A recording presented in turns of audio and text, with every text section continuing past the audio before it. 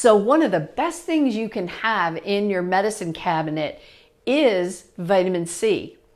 And when it's cold and flu season, I would take 1,000 milligrams 3 times a day for an adult. For a child, depending on the size of the child, you can half that or take that into a quarter. But if you get exposed or you're around somebody, you can go up to 10,000 milligrams a day. That sounds like a crazy, huge amount. It's really not. If you get loose stools when you try to take that much vitamin C, well then fair enough. You're getting more than you need. That's your body's way of getting rid of the excess. But Linus Pauling, who did more research than anybody on vitamin C, himself took 10,000 milligrams every day just for living on toxic planet Earth. Lived well into his 90s. So there's a lot to it. Back in the day, in the early 70s, there was a famous guy named Norman Cousins.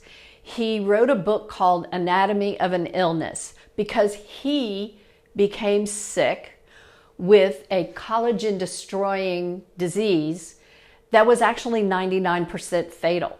So here he is, he's in the hospital. They really don't have a way to treat him. You know, it's like, well, there's nothing we can do for you. You're gonna die, you know, we're gonna help ameliorate your pain and suffering, you know, we'll make you as comfortable as you can be, but you know, basically this is 99% fatal. So he's like, screw that, I'm gonna start researching. And he came upon this research from Linus Pauling, and he started getting interested in vitamin C because his disease destroyed collagen. Vitamin C promotes collagen in your body. So you're taking all these expensive collagen powders in the morning. I do the same thing, but if you take the vitamin C as well, then you're supporting your own ability to build collagen. So as he's reading this, he's thinking, well, let me ask for some intravenous vitamin C. I'm going to ask for 30 grams, you know, which is 300,000 milligrams. And his medical doctor pulled the nurses aside, said, you guys, he's gonna die. Don't worry about, is this safe for him? Just let's give him the intravenous vitamin C. It's gonna make him feel better. And mentally, right? They didn't think it would do anything for him physically, but they're like, well, the guy's dying. Let's just grant his wish and give him this vitamin C. So they gave him the vitamin C and he started, you know, feeling better. Now he got famous because accidentally he found that if he would have a good belly laugh, that the pain from his illness would go away for about 15 minutes or so. And so he got famous because he would watch Candid Camera because it made him laugh. And that's how he stayed pain-free.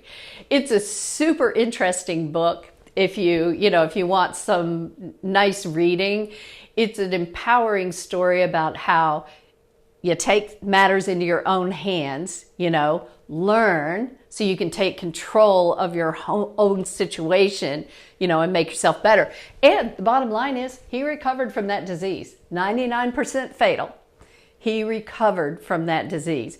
It's a fun read because he laid down the law with the hospital. Like, you're not going to take blood from me 4 times a day. Look, I'll give you my arm once a day at this time. Whoever wants blood, you just come in and take it at that time. So it's a really cool story about empowerment. But vitamin C for cold and flu season is one of the best things you can do.